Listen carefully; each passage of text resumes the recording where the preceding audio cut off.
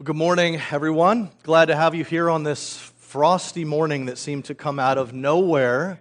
But it's good. It's good, except maybe for the guitar players. It's a little hard on the joints playing when it's cold like this. I've been there. Well, anyway, we are finishing up a series we've been in for the past couple of weeks, a message series we've been calling Alongside, the urgency of community. And that's really, that title is what it's been. Talking about the community that's so necessary and so life-giving. Community one to another, the connection, the real, honest, authentic connection, as well as community and intimacy with Jesus and entering into life His way. And so the first week in the series, we talked about the danger of isolation, how it can be so damaging and so unhealthy to live in the vacuum of ourselves without real community and connectedness in relationships. Last week, we talked about the power of invitation, both the power to say, come and see, to those that we share life with, to come and see Jesus, to come experience Him for yourself, but also the power of Jesus' invitation to us to come and see, to taste and see that the Lord is good.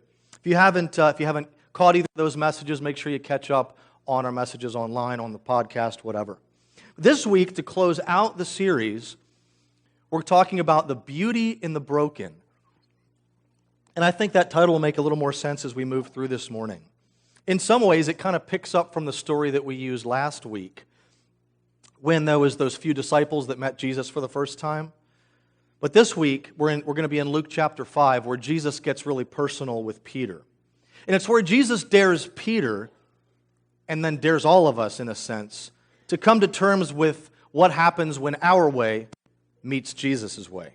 It's a pretty dramatic collision, and apparently a tongue twister as well. But quite often, when we are confronted face to face with our way or the way of Jesus, we have a tendency to recoil a bit, to kind of push back, don't we? Hold the phone, I'm not so sure about this. I'm going to admit I have a little bit of a curse. I guess the term is foodie. I cook, I like to create. I have a very strong sense of taste that I like to have combined in certain things. I don't know, maybe it's the curse of, maybe I was born with more taste receptors than others. I don't know what it is. But I like to build recipes and taste things and figure out what's in them, all that kind of stuff. The curse is, though, I don't fool easy. So let me explain. Any of you have ever heard, or maybe some of you have even told me, hey, if you want that to be healthier, just substitute riced cauliflower into that recipe. Cauliflower. You can't even tell. It tastes just like the sushi rice that was supposed to be in there. No, it doesn't. It doesn't. I tried the recipes that everyone said were the ones you couldn't tell. You just weren't using the right recipe. Okay, give me the right one. I tried the right one. You can tell. It still tastes like feet. It's still cauliflower. I want to make it for the taste, for the sake of health and whatever else, but it's just not worth the cost. Maybe it works for a lot of other people, but it doesn't work for me. Remember that line. It works for a lot of others, it doesn't work for me. But just so you don't think I'm a total loss, I have another example. This is a good one. I remember when I was younger, even up through my teen years, seeing avocados and thinking, why would anybody choose to put that mushy green stuff in their mouth? That there's no way that can be delicious. Even if it is delicious, I don't want to feel that texture. I don't want it. There is no way. Mashed up green goop is not going in my mouth. And repeatedly, guacamole, man, you need to try this. One day, I finally did because I am willing to try things. My life has been forever changed. Two things, two very different outcomes, okay? My result after trying riced cauliflower is not the same as the first time I tried a good batch of guacamole. But here's why I tell this story. Sometimes we look at something that someone else is experiencing, but we haven't really explored it for ourselves yet. But we jump to a conclusion. And that conclusion is, I'll never do that. Right? No way. There is no way. Or maybe it's our way of kind of thinking through, I've never done that. I've been doing things a certain way for so long, I could never consider doing anything else. I'm just going to keep on doing what I have always done. I don't trust what I don't know. It's that kind of thing, right? So whether it's ew, I don't like that, I can't do that, that's ridiculous, or whether it's, I like the safety of what I've always done, those are the ways that we say no to a new experience. And that's true in so many areas of life, isn't it? But there's probably no part of our lives where that's more true than when it comes to Jesus. When it comes to believing who Jesus is and being willing to step into His way of living. Because let's just be honest here. When a lot of us hear phrases like, just trust Jesus in that area of your life. You need to follow Jesus' way here. Jesus can show you a better way to raise a family, to manage finances, to navigate romance and marriage and sexuality. When people hear stuff like that, sometimes the response is something like, why would I ever want to invite Jesus into that part of my life and then expect that it would be better? That doesn't make sense to me. No way. Maybe that works for some others, but not for me. The Apostle Paul, he wrote a good chunk of the New Testament of the Bible, and he kind of says something in Corinthians. He kind of says, this is how it's going to feel to some of you when I tell you what Jesus said, when you hear His words and His invitations, when you listen and read the things you're going to read, it's going to feel like this. 1 Corinthians 1:18. For the message of the cross is foolishness to those who are perishing. But to us who are being saved, it is the power of God. Paul is saying that Jesus is going to speak into some areas of your life. He's going to challenge you, and when you hear it, you're going to say, that's just ridiculous. That's not how I do things. No thanks. It's going to appear foolish to you at first glance until maybe actually you give it a try. You experience and you find out for yourself that it can save your life. And so that's what I want to do a bit of today. We're going to look at how Peter, same guy, how Peter responds to Jesus in a situation where Jesus wants to speak into his life. And how, of course, we get a picture of ourselves in the process, how a lot of us respond to Jesus when He tries to speak into an area of our lives, especially those personal parts of our lives that we hold really close. You know what I'm talking about here.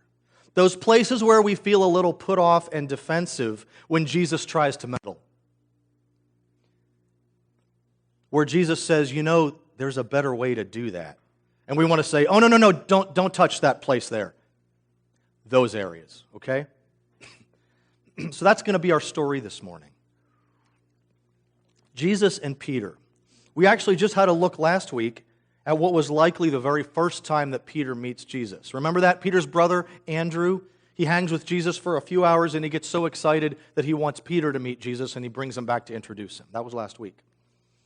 The scene that we're in today presumably happens shortly after that exchange. But that is a good reminder that when we read accounts in the Bible, we need to look at the whole picture of things. You hear me say that a lot. Rather than just little isolated pieces and verses. Because that's what tells the whole story, okay? And here it's good to take note of the fact that in the scene we're going to look at today, this is likely not the first time Peter has encountered Jesus. Sometimes we think that Jesus just walked by a beach and snapped his fingers and said, follow me, and that was it. Okay? They were just hypnotized or something. And it's helpful for us to know that there was likely a process, because that's how it is for all of us, right? So today, like I said, we're going to be in Luke 5. If you have a Bible or a smartphone app, you can follow along. Let me set this up a little bit. Jesus and Peter both grew up in Israel. Their whole lives revolved around this large body of water called the Sea of Galilee. Fishing was a mainstay in this culture. It still is, as a matter of fact. Even the generic online info dump of Wikipedia says this: the warm waters of the Sea of Galilee have supported significant commercial fishery for more than 2 millennia. That's 2,000 years, for those that need, okay? Google it if you don't believe me. It's sometimes referred to as the Lake of Gennesaret, the Sea of Tiberias, same place, okay? The point is this: the people that lived near this sea depended on it for life. Most of the people in the town that Peter grew up in were fishermen. And the reason that they were fishermen was because their fathers were fishermen, and their fathers were fishermen, and so on and so forth, okay? This is what they knew. This is how life worked in that community. So you need to know going into this that Peter was a fisherman and he knew that trade like the back of his hand. He and generations before him depended on this for everything. This is who Peter was. And we're about to watch a story unfold where Jesus speaks directly into who Peter was in a very personal way, because that's what Jesus does, right? So let's jump into our text this morning, starting right at the beginning of Luke chapter 5. One day, as Jesus was standing by the Sea of Galilee, the people were crowding around him and listening to the word of God. He saw at the water's edge 2 boats left there by the fishermen who were washing their nets. All right, simple enough scene. Shoreline, crowds, fishermen washing their fishing nets. Here's some important context to be aware of, okay? Fishing on the Sea of Galilee happens at night. This is a historical fact. Plenty of reasons for this. It's in the desert, okay? Really hot there during the day. It could be pushing. It's like Death Valley in California kind of grade stuff, okay? The night is far more comfortable. That was a reason. Also, the nets that they used were very substantial, thick and robust nets because of the nature of the fishing here. And so they were much more visible to the fish during the day. They would fish at night because the nets were largely invisible to the fish. That was another reason, okay? The kind of nets that they used were really only used for night fishing for this reason. But the biggest reason that they fished at night was simply that in these waters, night is when the fish feed here in the Sea of Galilee, okay? The biggest place where they would do so is where the Jordan River fed into the Sea of Galilee. There were rocks and formations and reefs that when the water came in, the fish would hide under them in the heat of the day, and as the oxygenated water came out at night, the fish would feed. And if you're a fisherman, from a business perspective, you fish when the fish are feeding, when you're going to catch the most fish, okay? It's simply from a business perspective, you fished at night. Fish all night, bring in your catch early in the morning to take it to the market, where a sales merchant likely would give them some agreed upon sum based on quantity, and they would repeat that every day. This is life and identity for Peter. So Jesus is on the beach with these guys that are washing their nets after fishing all night. He's teaching, and the crowd of people is getting bigger as he teaches. And as the crowd starts getting bigger, it starts crowding Jesus. Some translations use the phrase, and the crowd was pressing in on him. Don't miss this side note. Jesus is doing what he so often does here. He enters the world of people rather than expecting them to step out of their world to enter his. The story doesn't take place Jesus isn't teaching in the hushed decorum of a synagogue with an eloquent exposition of a psalm. No, it takes place in the noisy morning bustle of a smelly beach landing with tired and frustrated fishermen cleaning their nets after what we will soon find out was a fruitless night. Jesus enters into our mess, and he speaks from there. It's what he does with us, and it's what he's doing here in this scene. In this case, people are having a hard time seeing or hearing him, so Jesus has an idea. Let's keep going. Verse 3.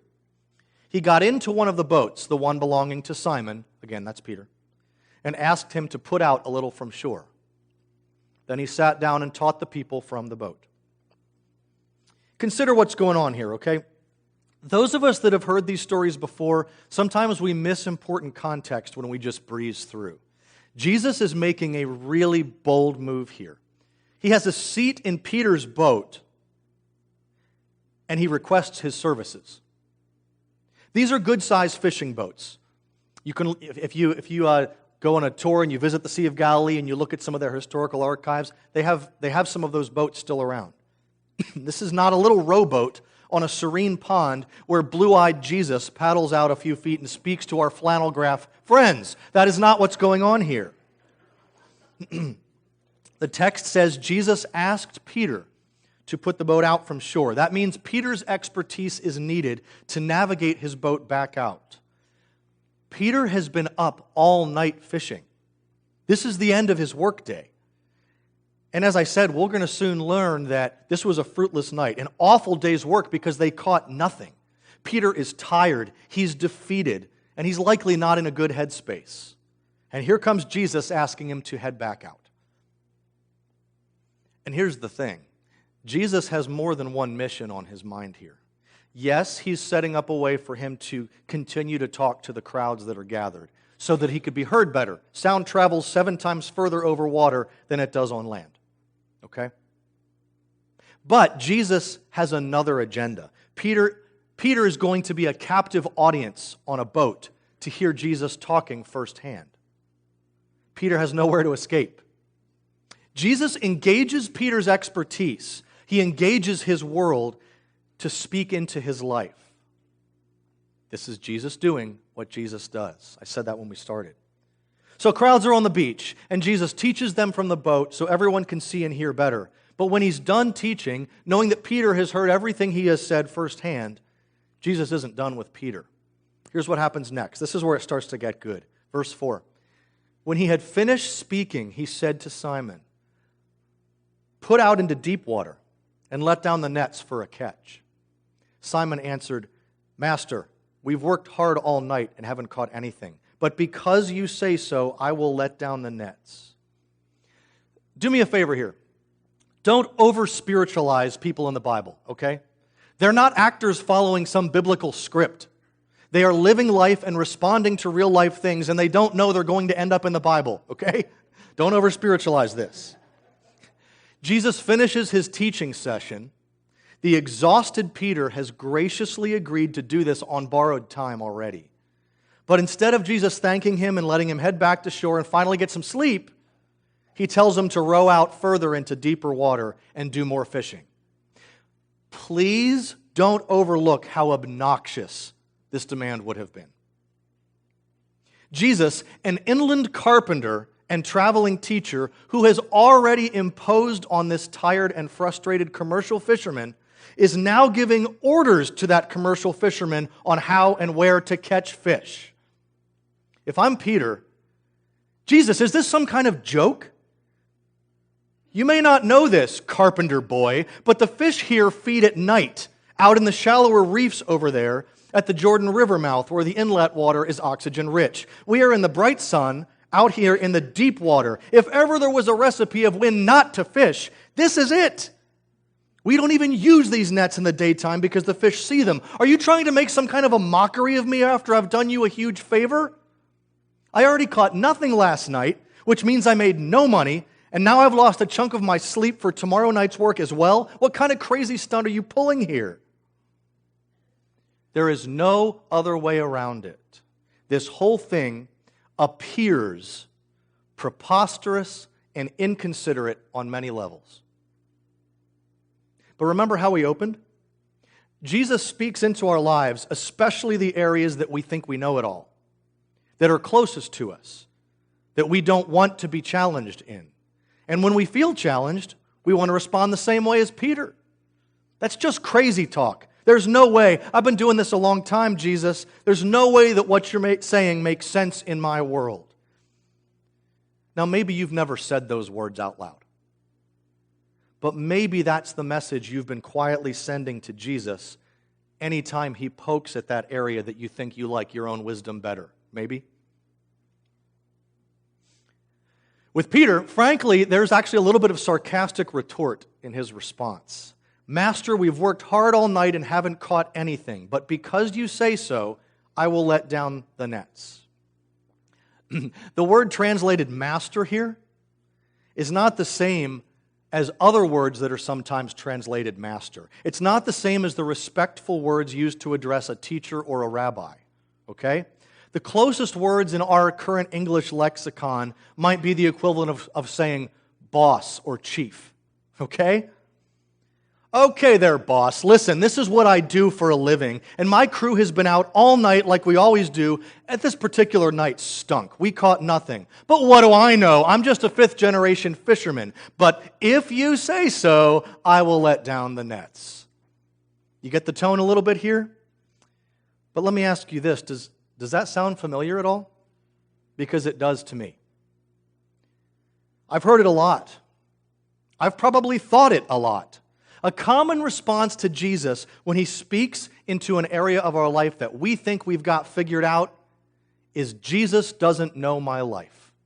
You don't know my life, Jesus.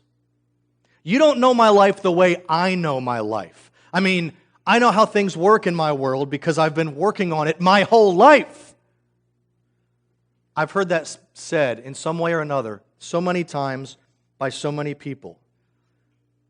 When we're talking and I tell them something Jesus said, well, Ethan, that's great for some people, but that just doesn't work for my life. That might have worked a long time ago, but I live in the real world. What Jesus said about family and sex and money and priorities, that may have been fine back then, but that doesn't work today. But then something happens, and for some reason you're in a situation where Jesus has you as a captive audience, and He challenges you to respond, like maybe today. Maybe you're here at church by obligation or courtesy. You came because your family wanted you to come. You wouldn't have chosen this on your own, maybe. But you're here. Or maybe you're here out of desperation. Maybe your life blew up and you crawled in here to find some hope. Maybe somebody invited you here and you didn't want to be a jerk, so you said yes. Maybe things like that are why some of you are here. Or maybe you've been coming here forever. And you think that this is just some kind of kids' Bible school story, and you've heard it 100 times before, and you're just waiting for me to finish so you can get home and get some brunch and get a nap. But whatever it is for you, and for whatever reason you're here, even if it's half-heartedly, you're here. And that's kind of like Peter, captive in the boat. And so maybe a bit out of obligation, maybe a bit out of sarcasm, Peter says, fine, I'll do as you say. And that's our first challenge. Fine, I'll try it. Just like me trying guacamole for the first time, except infinitely more important and really not like that at all. Jesus invites Peter to take that step into his way of living, even if Peter thinks it's ridiculous on first glance. And Jesus uses that obedience to do mighty things. Don't miss that, okay? Peter is not at this point saying, yes, Jesus, I am surrendering all to you. Give it to me your way. Let's do this. Peter is reluctantly and maybe even sarcastically saying, fine there, Chief. Let's see what you got. Here you go. Let me put the nets down for you.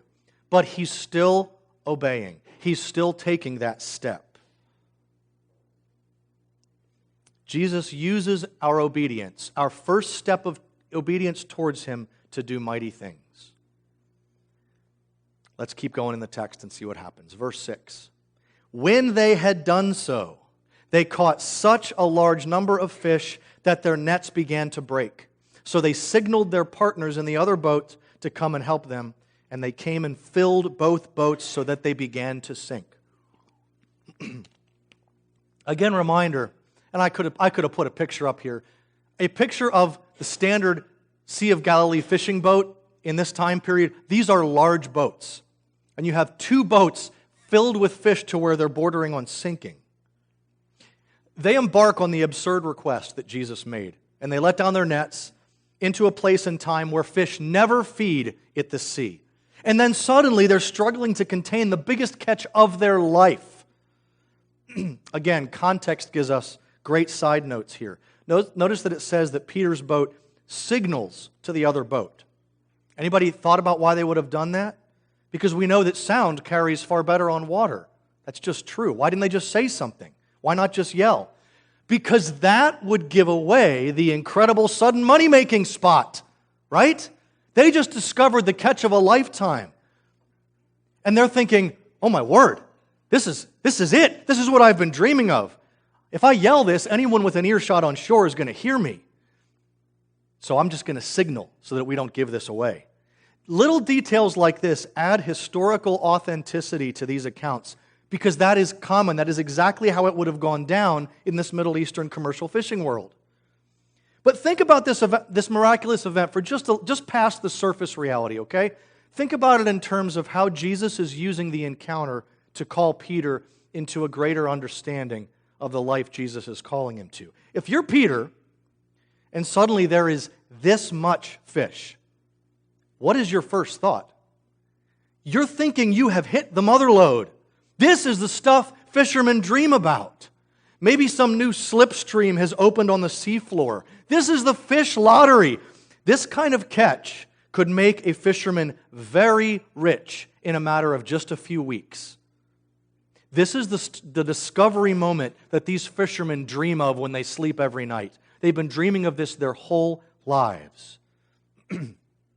But when Peter's thoughts make it past the initial knee-jerk reaction, he starts to realize something. He realizes that with Jesus, he is in the presence of a man who is living a life choosing God over material pursuits. He's realizing this Jesus character, he knew where the fish lottery was, but he's wandering around using his time and energy teaching people about the kingdom of God? How could God possibly be more important than 2 boatloads of fish that could make me rich overnight? Somehow, this Jesus cared more about God and about other people than he did about acquiring material wealth. How is that even possible? Who is this guy? Jesus is entering Peter's own world. He's digging deep into Peter's own identity and reaching into the deepest place. Peter found himself face to face with a person who challenged his priorities on the deepest level. And his response in the next verse makes this quite clear. Luke 5:8. When Simon Peter saw this, he fell at Jesus' knees and said, "Go away from me, Lord, I am a sinful man."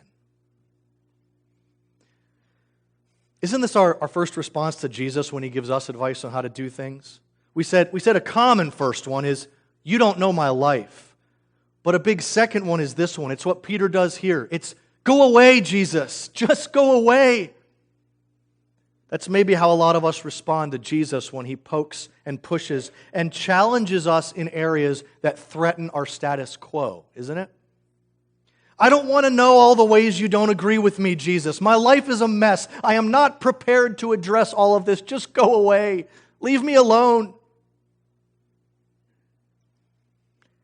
This might make some of you a little uncomfortable right now, but some of us are very good at pretending. We hide really well. No one really knows what's happening beneath our surface. We have our families fooled, our bosses fooled, our friends fooled, or at least we think we do. And we sit here on Sundays pretending. And every time something comes up like this that hits that one place, that touches that one nerve, we just quietly say, "Go away, Jesus. I can't deal with letting you in because that would mean making some big changes and that could really disrupt some systems in my life that I've come to rely on and cling to. And I don't want to deal with everything that would come along with those changes. Please just go away." Maybe that's a message beneath the surface we've been sending Jesus about certain pockets of our life for a long time. Please just go away. You do not have access to that area. The Bible uses the imagery of light and darkness to describe this. If we can keep things in the dark, we can continue to pretend and hide. When we come into the light, we get exposed by God's truth. So we try to remain in the dark. Go away, Jesus. I don't want you shining in that area of my life. Because Jesus' light does that. While it points out the good, it also points out what's broken. That's what light does. And that hurts. It's uncomfortable. That's what Peter is feeling in this story. Suddenly, in the presence of Jesus, the light of the world, he is painfully aware of his deficiencies by contrast. He is more aware of his brokenness than he has ever been. And while that can be a terrifying place, it can also be a beautiful place. The beauty in the broken. Many of you may have heard this before, but there is an ancient Japanese art where broken ceramics are repaired with a resin often made with gold dust, sometimes by liquid gold, depending on the history and all the stuff. And it's done by fine craftsmen. You have broken pieces that are brought back together, highlighting the breaks and the cracks with a precious metal. And they end up as one-of-a-kind pieces that are not only, once again, useful, but they're far more valuable and cherished than they were before. They were only able to get to that place by being broken, by being given mending and higher value through the hands of a master craftsman. Jesus offers that. He is the master craftsman who longs for us to experience what He knows is a better way for us, to experience all that He knows we can be. But we need to be willing to deal with the sin and the broken places in our lives and let Him mend and heal and shape us. And just like we're seeing in the story, Jesus extends to us the opportunity to come clean, to be forgiven, to be released from those chains. But too often we decide to stick with our "go away, Lord" routine. We try to stay in the dark. We reason that, well, the dark might be a tough place to live, but at least I'm not exposed. And Jesus, of course, knows that tendency in us. It's why He said this in John 3:19. "This is the verdict. Light has come into the world, but people loved darkness instead of light because their deeds were evil." Don't get hung up on that word evil. Biblically, that word refers to anything that is counter to God's way. Okay? Sin, the language translated, carries words like worthless, empty, dead end, meaningless, things like that. That's evil. Stuff that is counter to God's abundant life. That's what that word means. So Jesus is trying to explain why people living empty, dead-end lives choose to stay in empty, dead-end lives. And here's why in the very next verse in John, verse 20. "Everyone who does evil hates the light and will not come into the light for fear that their deeds will be exposed." Just honestly here, there are some of us in this room and our response to Jesus is no. It's not that we're confused. We don't need further explanation. Our answer is just no. Maybe that's where you are. You're still welcome here, but maybe that's where you are. For the rest of us, though, we know what Jesus wants us to do, and the reason we're not going to do it isn't necessarily because it's a hard no, but because, like the verse says, we are afraid. We are afraid to admit that Jesus might be right. And what if I do that? What if I come into the light and God is just a bully around the corner waiting to pounce on me for my mistakes once I come into the light? Maybe that's why some of you left church as soon as your parents gave you the option, right? It's why a lot of people have stayed away from church for many years. Spent a lot of energy trying to convince themselves maybe that there is no God. Because if there is, and if Jesus is right, then I'm going to have to change something. And change is a scary place. So, what really happens when you and I have been living a life knowing we're not being the kind of people we need to be? What happens when we come face to face with Jesus and we're terrified because our mess has been brought to light? What happens when we get to that place with Him? What is His response? What is Jesus' response to us? Let's see how Jesus responds to Peter. Verse 10. "Then Jesus said to Simon, 'Don't be afraid. From now on, you will fish for people.'" Jesus' first response, "Don't be afraid." His second response, "From now on." I love how Jesus stays with what Peter knows, fishing. The top two responses from Jesus when you mess up your life is "don't be afraid" and "from now on." It's how He responds to Peter, and it's how He responds to you and me. He says, "Don't be afraid. I didn't come to condemn or punish you for all your sins and mistakes in your past. I could, because I'm God. But that's not the reason why I came. I came to rescue you from those things, to be your Savior. You don't have to be afraid, no matter your mistakes or screw-ups, no matter if you have blown it. Because of me, you don't have to be afraid of God anymore." So don't be afraid is His first response, and His second response is the "from now on." Jesus doesn't shame. He points forward and He says, you can't change your past. A lot of you maybe wish you could. You can't change your past, but you can change your from now on. The patterns that led to your past don't have to be your future. And if you want those patterns to change, you need to do something starting now. From now on. Jesus says, if you will listen to me now, you can become something that you currently aren't yet. But you can be. I can take those things that you have let shape and define you, and I can reshape you, and I can journey with you into much greater things. Peter, instead of catching fish that die so they can be sold, I want you to do a kind of soul fishing that helps take what is dying and make it alive. Peter, will you follow me?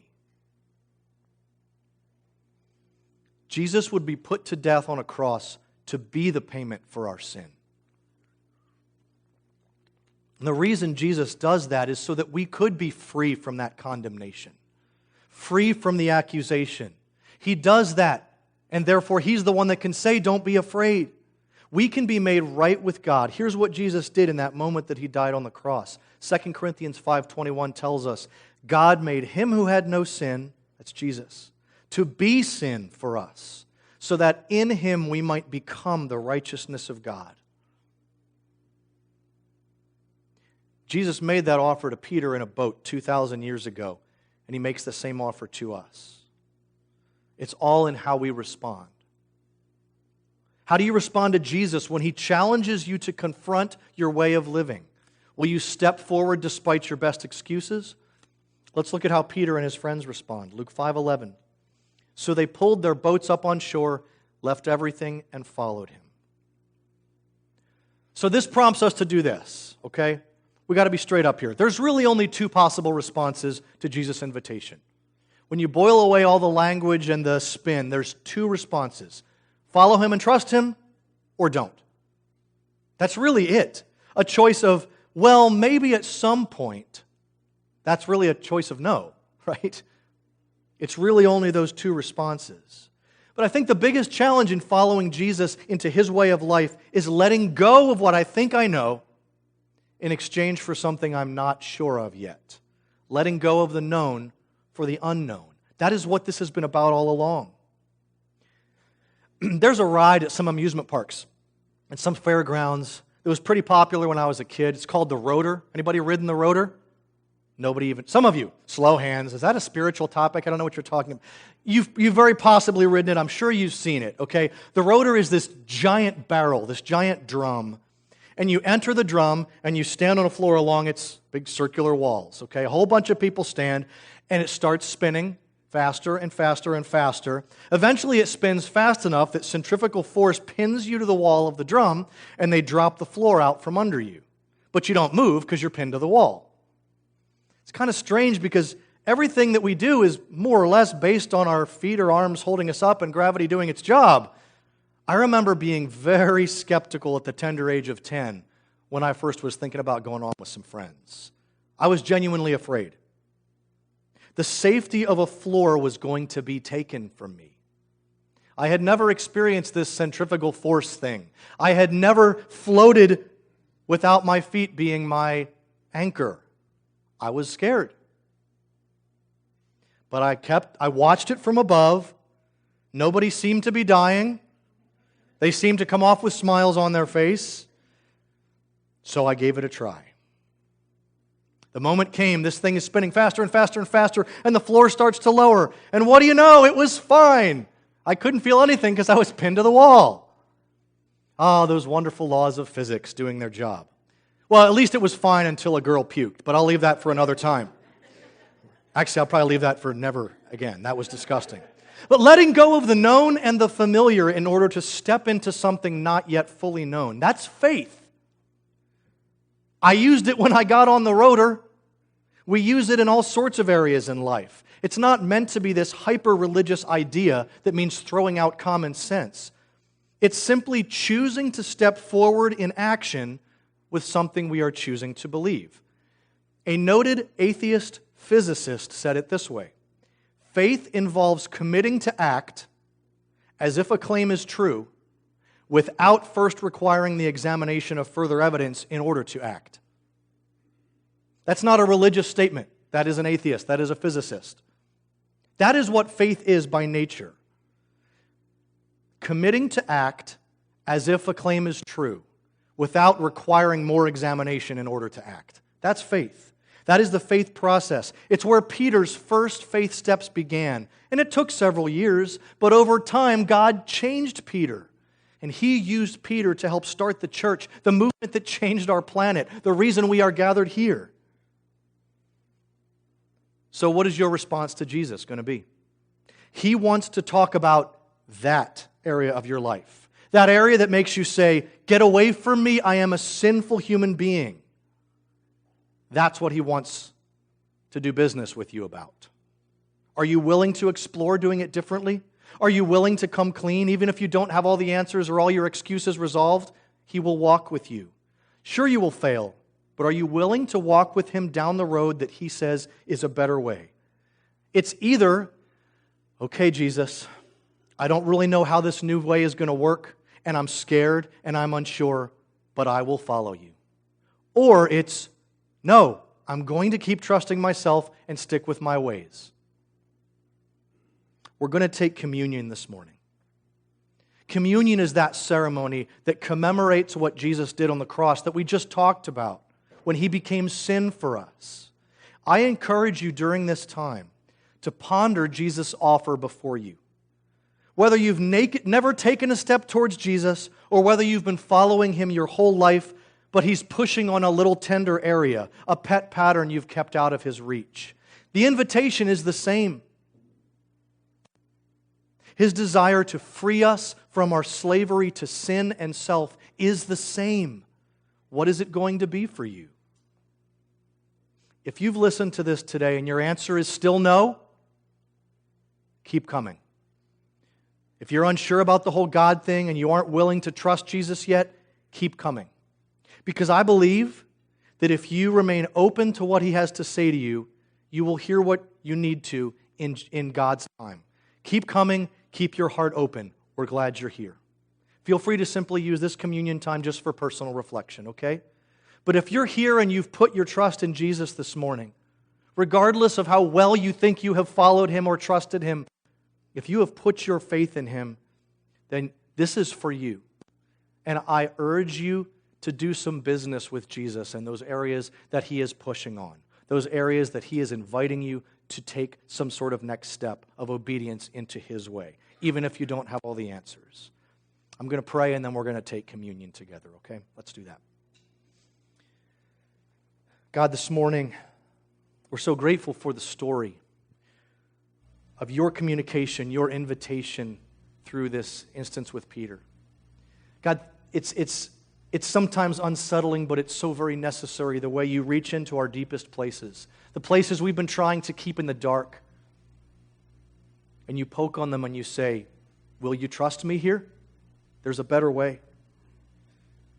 God, I pray for everyone in this room as we spend time reflecting on the body and blood of your Son that was given up for us, where Jesus became sin. He who had no sin became sin for us who are riddled with sin, so that we might be made whole and be presented white as snow to God the Father. God, this morning, work in our hearts, the places, the personal ways that you need to work, because that's what you do. We invite you into that process, and we thank you. In Jesus' name, amen. Let's take communion.